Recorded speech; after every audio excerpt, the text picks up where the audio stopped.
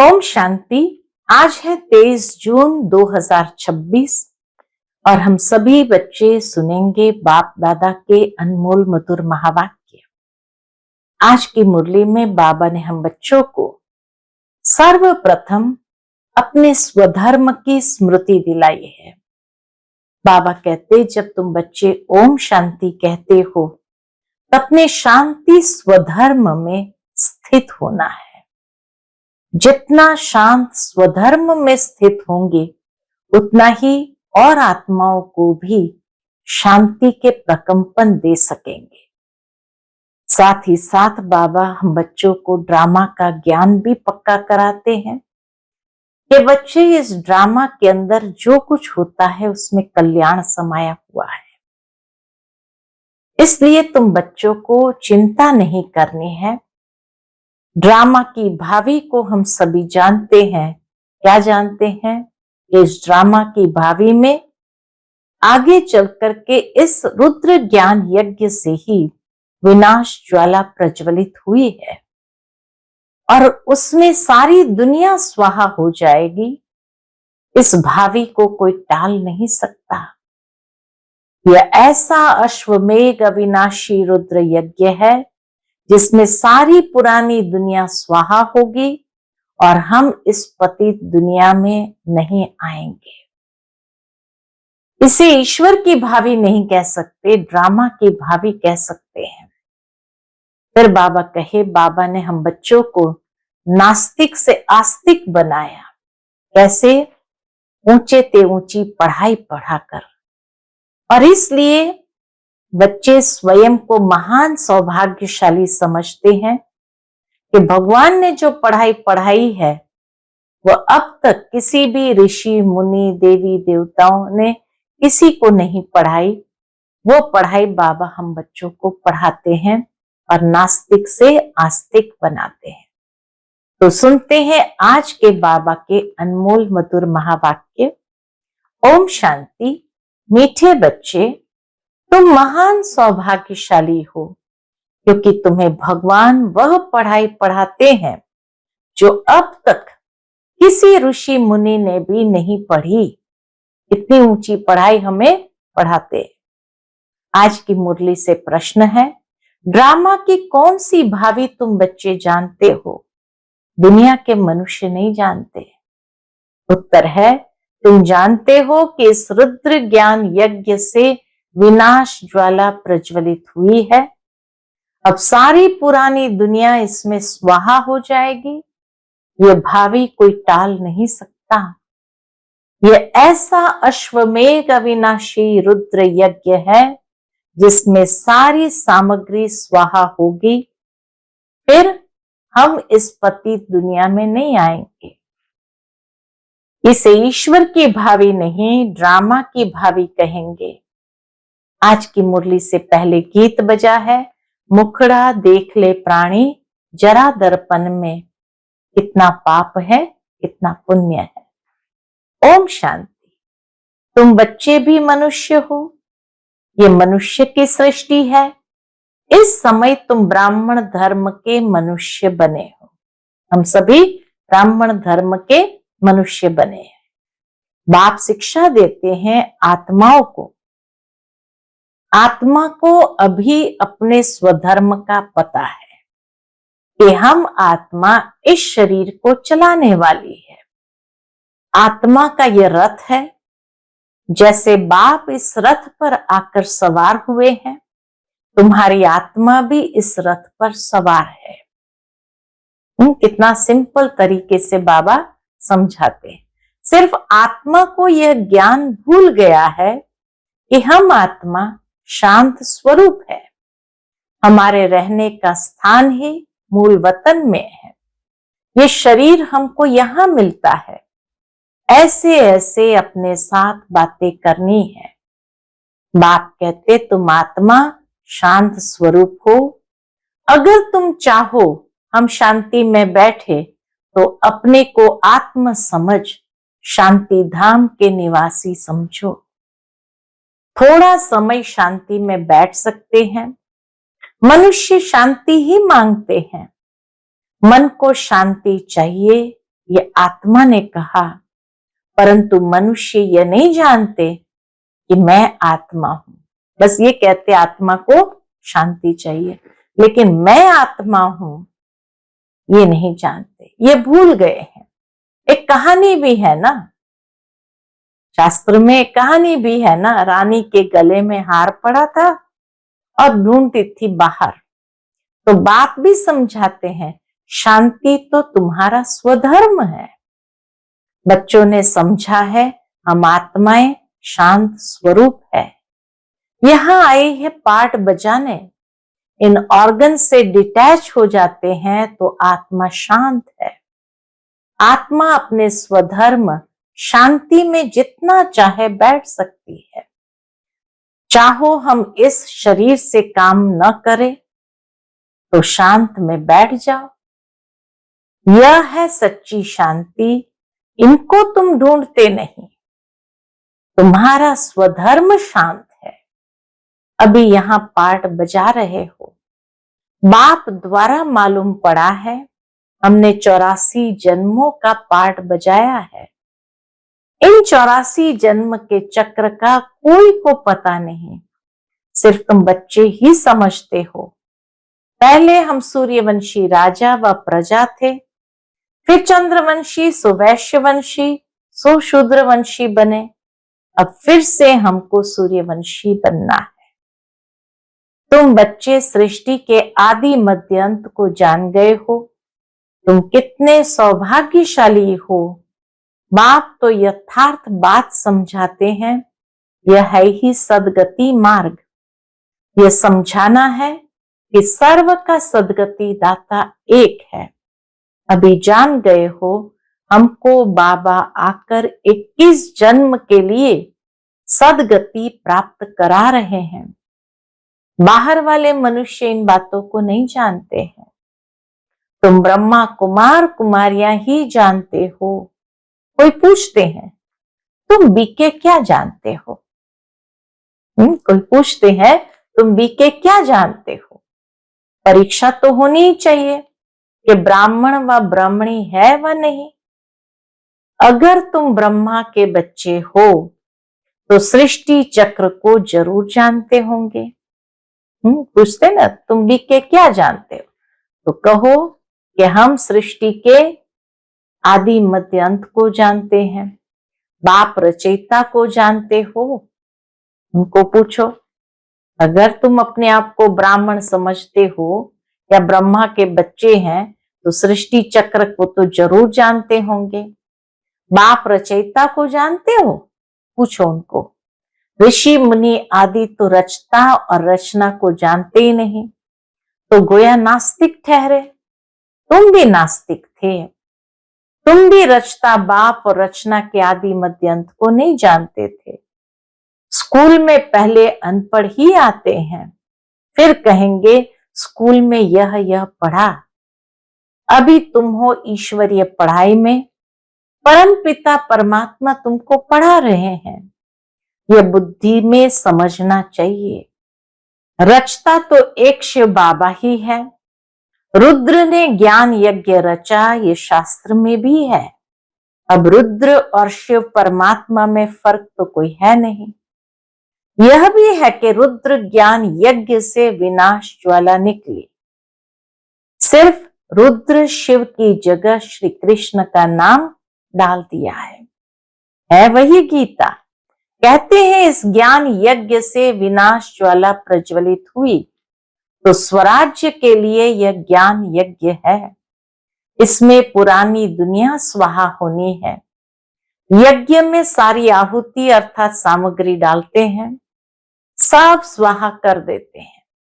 तो इस रुद्र ज्ञान यज्ञ में सारी पुरानी दुनिया स्वाहा हो जाएगी। तुम अब राजयोग सीख रहे हो।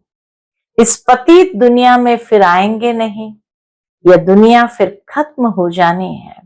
तुम जानते हो नेचुरल कैलेमिटीज आदि सब होगी। ये सारी नॉलेज तुम्हारी बुद्धि में बैठना चाहिए। शिव बाबा कहते मेरी बुद्धि में ही सारा ज्ञान है। बाप सत है, चैतन्य है, ज्ञान का सागर है। सृष्टि के आदि मध्य अंत को जानते हैं। ऋषि मुनि तो कहते हैं हम रचता और रचना को नहीं जानते। तुमसे कोई पूछेंगे तुमको क्या मिलता है, बोलो जिसको बड़े बड़े ऋषि मुनि आदि कहते थे कि हम रचता और रचना के आदि मध्य अंत को नहीं जानते हैं, सो हम जानते हैं, ये हमको मिलता है। रचता बाप के सिवाय रचना के आदि मध्य अंत का राज कोई समझा नहीं सकता, रचता ही समझाएंगे। तुमको मालूम है मक्खियों की भी रानी होती है, रानी के साथ पीछे पीछे सब मक्खियां जाती है। रानी अर्थात माँ के साथ उनका कितना संबंध है। बेहद का बाप भी आते हैं तो सभी बच्चों को साथ ले जाते हैं। तुम जानते हो बाबा आया हुआ है, हम आत्माओं को साथ ले जाएंगे शांति धाम में। फिर से हमारा सतयुग का पाठ शुरू होगा। जिस पाठ बजाने के लिए तुम यह देवी देवता पद पा रहे हो, यहां तुम आते ही हो मनुष्य से देवता पद पाने। सब गुण यहां धारण करने हैं। इन लक्ष्मी नारायण जैसा बनना है। इनको दिव्य दृष्टि के सिवाय कोई देख नहीं सकते। शिव बाबा को दिव्य दृष्टि के सिवाय कोई देख नहीं सकते। लक्ष्मी नारायण जैसा भी बनना है। अभी तुम जानते हो हम सूर्यवंशी देवता बनेंगे। तुम्हारी बुद्धि में है कि स्वर्ग की राजधानी कैसे स्थापन होती है। सतयुग में था ही देवताओं का राज्य, परंतु देवताओं के राज्य में भी फिर राक्षस आदि दिखाए हैं। ये कोई जानते ही नहीं। भारत कितना पवित्र था, महिमा भी गाते हैं सर्वगुण संपन्न 16 कला संपूर्ण।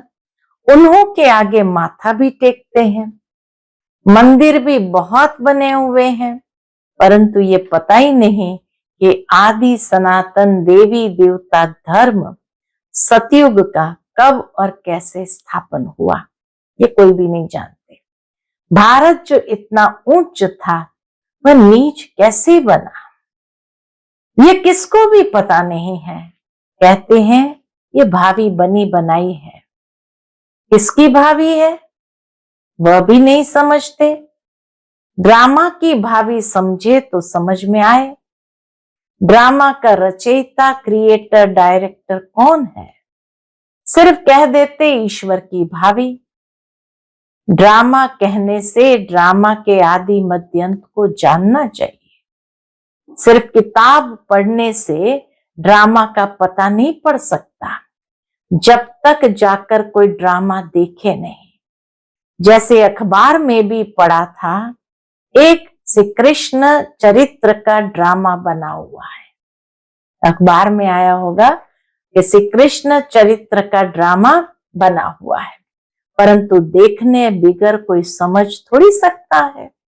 देखेंगे तब समझेंगे ड्रामा में ये सब होना है। तुम बच्चे भी ड्रामा को अभी समझते हो। मनुष्य कहते हैं वर्ल्ड की हिस्ट्री ज्योग्राफी का यह चक्र फिरता रहता है, परंतु कैसे फिरता ये किसको भी पता ही नहीं।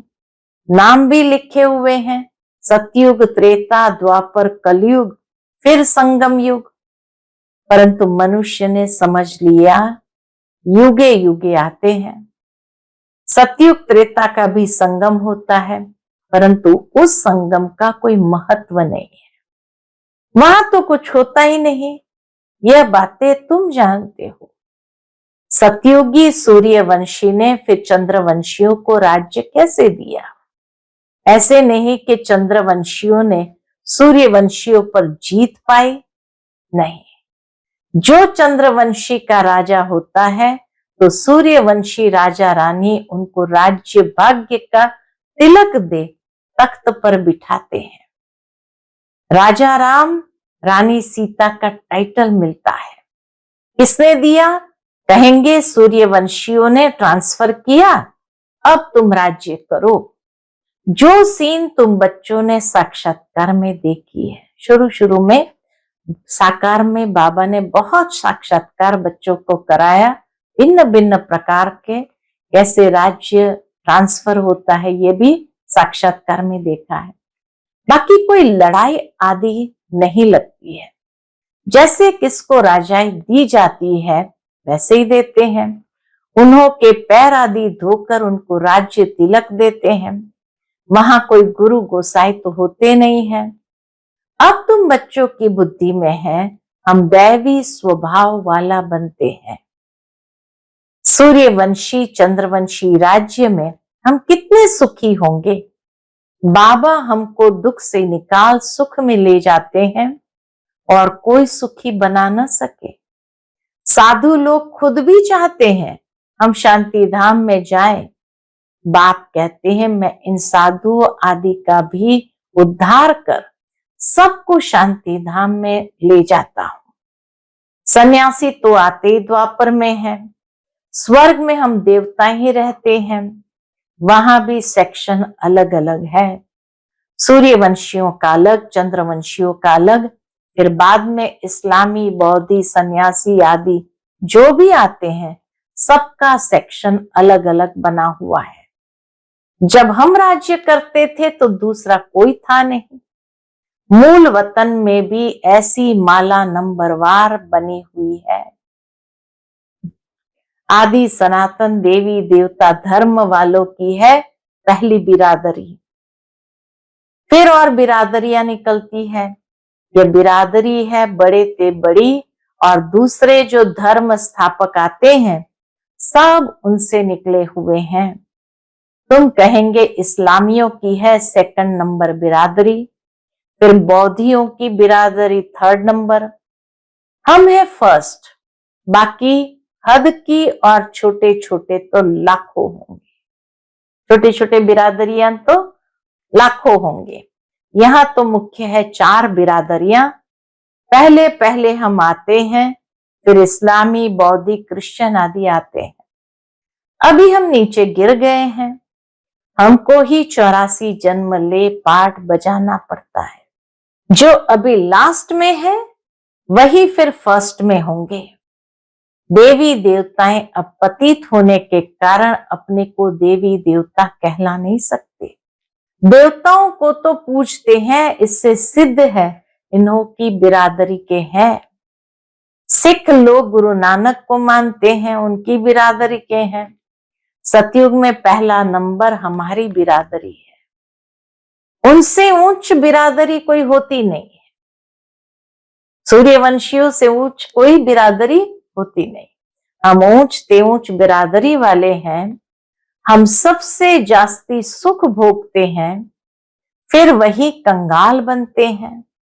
सबसे जास्ती दुखी यह है, कर्जा भी ये लेते रहते हैं। भारत ही आज सबसे ज्यादा दुखी है, कर्जा भी लेते रहते। कितने शाहूकार थे, अभी कितने गरीब हैं, सब कुछ गंवा बैठे हैं। यह है दुख धाम, यह है ही दुख धाम। अब बाप फिर तुमको सुख धाम का मालिक बनाते हैं।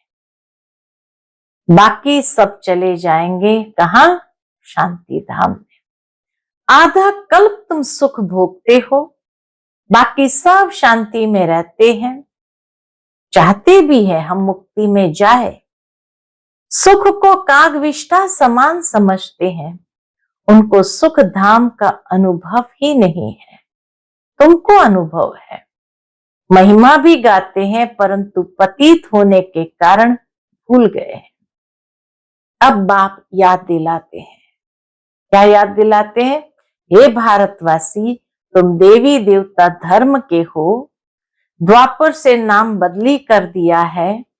देवता धर्म वाले ही पतित बन गए हैं।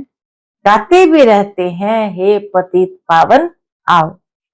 बाप ने बताया है तुम कितने जन्म पावन दुनिया में थे, कितने जन्म पतित दुनिया में है, अब फिर पावन दुनिया में जाना है।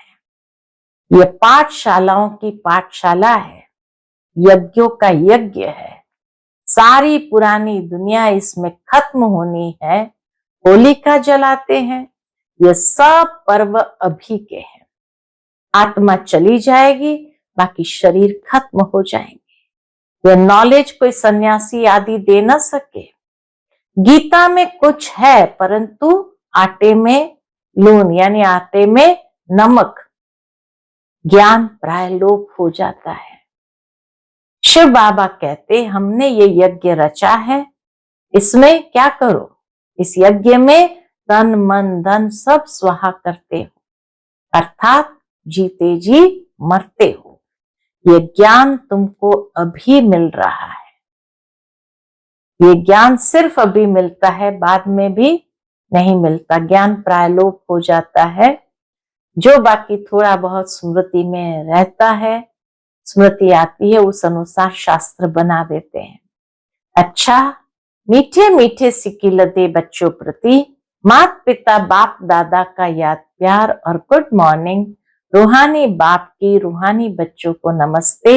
हम सभी रूहानी बच्चों की रूहानी माता पिता बाप दादा को याद प्यार, गुड मॉर्निंग और नमस्ते नमस्ते।